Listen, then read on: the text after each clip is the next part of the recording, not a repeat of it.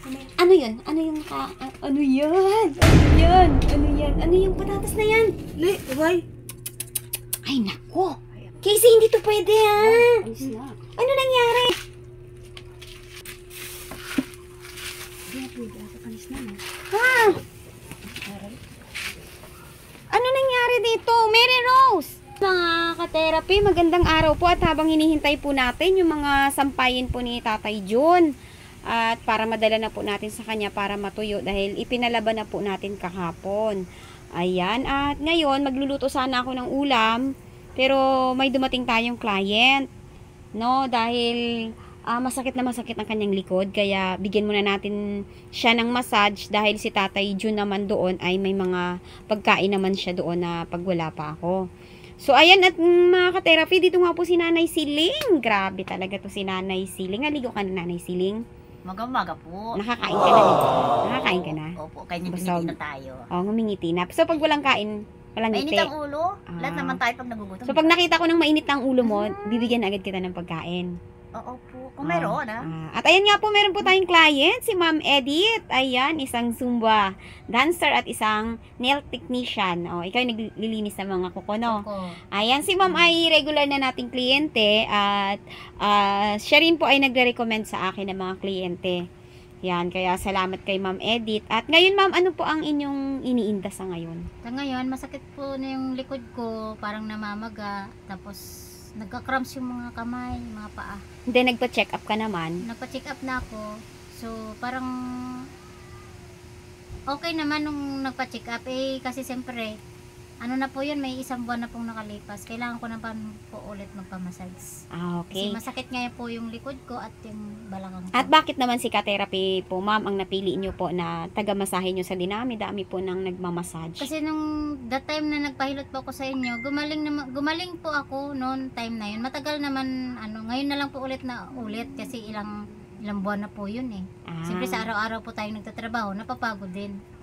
Okay, ayan. Maraming salamat kay Ma'am sa tiwala niya at sa mga referrals niya sa atin. At si Ma'am po ay single mother. No? Single mother. Ilan po ang pinag-aaral niyo ngayon? Wala na po akong estudyante. Yung panganay ko po, teacher. Ay, nakatapos na ng teacher? Nagtuturo na po siya sa Teo Sophia, Camarin. Hawak na po ay elementary. Bali, Ma'am,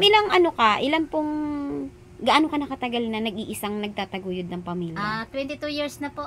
22 years? 22 years Binubuhay na. mo po sila sa pagmamanicure? Sa pagmamanicure, sa mga discarding maganda, na malinis. Wow. Yan, Ma'am, thank you sa tiwala. At yan, na-ready naman na natin ang bed ni Ma'am. So, ayan, mabigyan natin siya ng massage na kaya po nating ibigay sa kanya para maginhawahan. Okay? Sa ngayon po, babay muna tayo mga ka-therapy at mamaya ay magluluto pa tayo ng ulam para kay Tatay Jun. At maghanap buhay muna tayo ngayon. Para makabili tayo ng, ano nga nanay? Bigas. Number 1. Ulam. Ayan, bayaran tayo ni Ma'am.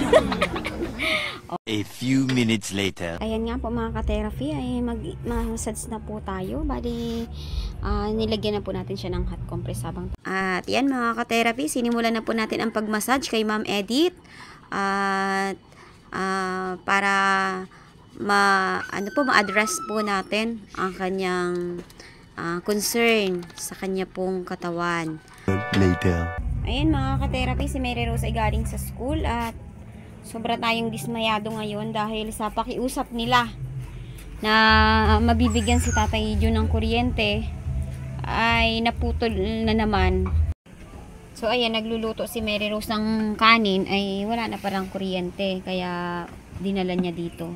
Kumain ka na? Asan yung, oo, tapos na ako. Asan yung itlog? Okay. Hindi, kain ka na. Sabihan mo na lang si Grace doon para maging close kayong dalawa, ha? Gusto ko maging close kayo ni Grace kasi wala siyang ate eh. Kita ko po siya doon ng kahapon po. Oo. Sige, kain na ikaw. Kumain ka na, te? Tapos na ako. Dapat nga eh, nagmassage kasi ako, may kliyente akong dumating. So, gusto ko sana magluto. Tapos dilahin kay Tatay Jun. Eh, iniisip ko may dilata naman siya doon. May kanin siya doon. Wala siyang kanin. May kumain na siya. So, hindi ako pwede mag-alala ngayon. Hapunan na lang. O, sige. Inano ko na po, pinaliguan. Tapos nilinis ko po yung bahay niya. Kasi pagka-uwi ko po galing school, Oo. nakita ko po siya nakatumba. Tapos tinayo ko po. Tapos nagwalis Nakatumba na siya? agad ako. Nakatumba? Natumba po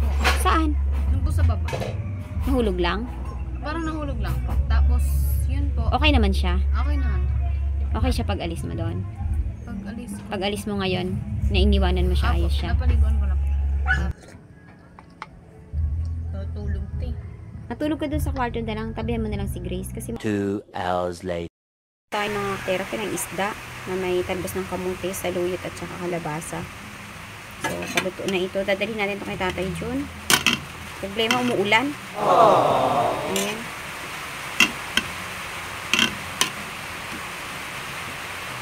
Ayan, at nakatulog na po mga ka-therapy si Mary Rose sa sobrang niya pong pagod galing po sa school. Ayan, hiyaan mo po muna natin siya makapagpahinga para makarecover naman po ang kanyang katawan.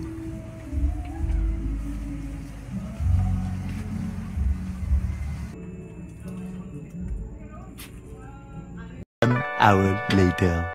Uy, sipag na. At ayan nga po mga ka-therapy, si Nanay Siling po ay tumutulong upang tiklupin ang mga nilabhang damit para po kay Casey at kay Tatay Jun. At dahil dumating po si Mary Rose ay ipapadala na lang po natin sa kanya ang ulam nating niluto. At meron na rin po silang kanin dahil nga po nahilaw po ito doon sa kanila dahil naalisan na naman po sila ng kuryente.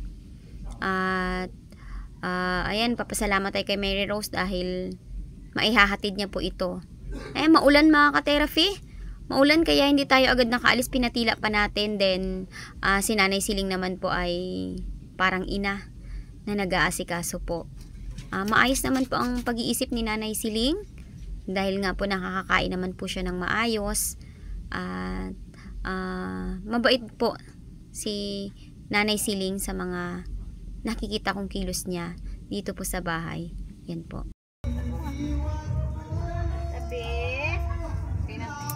Okay, sige. Kaya? Magaan lang? Ang ganito. Gaan. Ay, may gagawin to na. 10 years na yan kay Nanay Siling. 4 hours later. Yan, nagtutulong si Nanay Siling magsampay. Ayos yung pagsasampay na ha? Oo po. Para madaling matuyo. Opo. Salamat at dumating si Nanay Siling. Natuluan na ito ng ulan. Oo. Yan. Marunong ka ba maglaban, Nanay Siling? Oo naman. Kasi balita ko mayaman ka nung araw eh. Nagtatrabaho Nagtatrabaho ka bilang supervisor. Saan Sa- lang ka? Ha? Pabrika lang, ordinary lang yun. Ordinary lang eh. Bandira, washer. Ito. Pupunta ako kay Tatay Jun. Opo. Maghahatid ako ng pagkain. Gusto mo bang sumama? Depende. Bakit depende? Ha? Pwede rin kung sabi ng boss ko is pwede. Boss mo? Okay. May boss ka? Si mama. Bakit boss? Hindi ka nang marunong magsampay oh. Ito oh, hindi maayos. Oo. Ito na. At yung hanger na ubos Ganda-ganda na. na. Hindi rin pala ito marunong magsampay. Oo. Talagang rush ito. Kasi uulan ito maghapon kasi Halloween. Pag Halloween po is parating ang ulan talaga. Taon-taon yan. Okay. Pag umulan, pag Halloween is talagang automatic. Maya-maya ito madilim na nga. At Nakakita naman. maaga rin nagwawali si Nanay Siling mga ka-therapy. Ayan, at ang anak ko naman ay may bisita. Ayan, good morning. Aroy, good morning.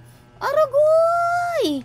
Nag-ikot-ikot ka rin. Hello, good morning. Anong ginagawa niyong dalawa? Nang? Gagawa kayo ng? Scrapbook. Okay, kumain na ba kayo? Op, anong op? Wala pang kain? Kumain na po. Yung totoo. Kumain na Ang po sa school. gwapo-gwapo naman. Sa school? Opo. Alam ba ng magulang nyo? Kasi ano lang kayo, short time lang kayo ngayon. Alam ba ng magulang nyo Opo. na kayo ay nandito? May bisita ka para yata, Andre, na darating. Yun nga, gagawa kami sa Kinakabahan si Nanay Siling kasi hindi siya sanay sa tao. Sanay ito si Nanay Siling sa bukid. Titignan ko mamaya yung ano nyo ha, kung makakatapos kayo ng project nyo ha. Nanay Siling, ano, kamusta ang pag-i-stay mo? Hindi, happy naman, enjoy. Hindi kita makita ah. Ilihis natin to konti. Oh. Aroy! Happy Halloween! Bakit ka nagawi, Nanay Siling, dito? Oo, gawa ng maalala ko kasi yung namatay is ito. Nagliliwa dito para Sama kami ng praise ko. Lukot. Pumayat ka. Pumayat ka. Wala na makain. Aroy. Ano po ang plano mo? Halimbawa, ikaw po ay nakauwi ng probinsya, nagkaroon ka ng titirigang bahay doon. Ano po ang plano mo sa asawa mong si Tatay Dante? Kasi nandun siya sa kanilang lugar at sa pangangalaga ng kanyang kapatid. So, bibisitahin ko lang. Tapos, punta ko doon sa titirikan ko ng bahay. May plan din ako kasi na antay ng konting pagkakitaan. Opo. Pag meron ka ng stable na ikaw doon, may plano ka pa bang dalawin si Tatay Dante sa bahay niya? Siyempre, nandyan yan pag may oras ka. Pero priority ko talaga is medyo sana may pagkakitaan ng konti. Tapos, may hihilingin sana ako sa Diyos na sana makapagpatayo naman ako ng aking kubo-kubo doon. Opo. Yan ang hiling ko sa lahat. Sakali ba, Nanay Siling, na ikaw ay tumira na po doon?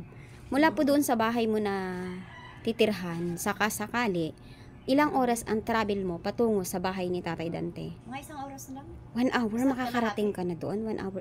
Malapit lang, parang bayan lang ah. Oo po. Ay, ganun lang. Oh, okay. So, ayan mga ka-therapy, si Nanay Siling po ay nahiwalay po sa kanyang asawa. At ayon nga po sa kanya ay hindi siya masaya sa naging resulta po ng pagtulong sa kanila dahil silang mag-asawa po ay napaghiwalay ayon po sa kanya. So, ang puso ni Nanay Siling ay malungkot, nag-iisa, walang kuryente sa kanila. At noong bagyo, kamusta ka, Nanay Siling? Nagdasal. Ano ang nangyari sa iyo nung araw ng bagyo? Kasi kami ay 3 araw na pumutok ang aming tawag dito, yung transformer. Pumutok, 3 days kami walang kuryente. Ikaw, kamusta ka po doon? Ikot ng ikot kung anong dapat ayusin. Ayusin yung loob ng Yung gabi bahay. po na bumagyo, ano po ang ginagawa ninyo? Natakot ka po ba? Oo, nandyan siya. May phobia ako. So, nagdasal ako. Ano po ang nangyari? Yung mga puno po ba? Pag Nagbagsakan? ganyan, humahampas siya. Tapos So, nag-iisa ka doon? Ang lalaki ng puno Ang kapal doon ng na. bibig natin. Kinabahan ka? Kaya, oo. Saan ang lakas ng bagyo noon? Noong Makabit. time na yon, 1 week pa lang nakalipas, sobrang lakas. 4 na araw. Kahit ang Sunod-sunod. kubo ko ay bumagsak nabagsakan ng puno ng saging ang kubo ko. At ang iba talaga ay talagang maraming binaha. Iba din yung saging ko 3. Bumagsak din po. Okay. Ayan muna ang update natin kay Nanay Siling at nais po niyang sumama kay Tatay Jun. At gusto rin niyang makita si Tatay Jun at gusto rin niyang magdala nung mga nilabhan kong damit. A few minutes later. Katepi, at muli po ay balikan natin si Tatay Jun para madalhan po natin ang pagkain. At ayan, dahil ay Nanay Siling, ayan, malakas pa? Kaya pa tuhod. Ayan mga ka-therapy, diretso na. Ayan mga ka-therapy, since si Nanay Siling po ay dumating sa bahay, ay isinama po natin siya dahil wala siyang kasama. Ayan, wala siyang kasama doon na So ayan, si Mami Siling po ay isa po sa ating mga content na natulungan po. Diretso Mimi ng ating mahal na sponsor sa pamamagitan po nila Ma'am Special Lady, Ma'am Black Diamond at Ma'am Lady Blue Gray. Sila po ang naging parte ng pagtulong kay Nanay Siling. Thank you very Ayan po. Ayan ay, hingal na. Hindi tayo sa puso nga. Alam, malaking puso na. Ayaw naman kita isama. Gusto mo ito. sumama. Gusto ko talagang Gusto mo makita si Tatay Jun? mawisan. Yun nga, sa pamamagitan ng ating mahal na mga sponsor ay bigo pa rin sa naging layunin po kay Nanay Siling. Ayan po. Sabi natin si Kuya John. Malungkot po tayo doon dahil ang resulta ng pagtulong sa kanya ay hindi po nangyari ang ating layunin dahil itong si Nanay Siling ay medyo may katigasan yata ng ulo. Sakit sa puso. Ayan, kaya pumunta po siya sa bahay para Mama Siling. Mama na itawag natin dito kasi Maglibang. may siya ng mama may tawag dito mga ka-therapy, yung parang naaurahan ko sa kanya si Mother Earth ko. Ayan. Nga po sa lahat ng tulong kay Nanay Siling ay nabigo tayo dahil ayan parang hindi na natin ma-define Ayan, daan ka dito, Nanay Siling. Ayan. Dito kami, Nanay, noon, nag-exercise ni Tatay Jun. Sa Kawayan. Nung panahon na minamasahe ko siya noon. Ayan. So, ano masabi mo sa exercise niya? Ayos naman. Okay.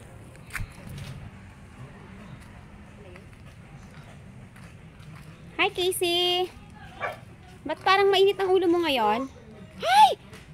Paano ka? Uy, na paano ito, Mary Rose? Nadapa ka? Saan? Na paano ang paan ito? Anong paan niya? Nakita mo na to? O, halika. Ano nangyari dyan? Ha? Hindi, may sugat eh. Patingin. Tanggalin. Tanggalin to. Yeah. Tanggalin. Udin.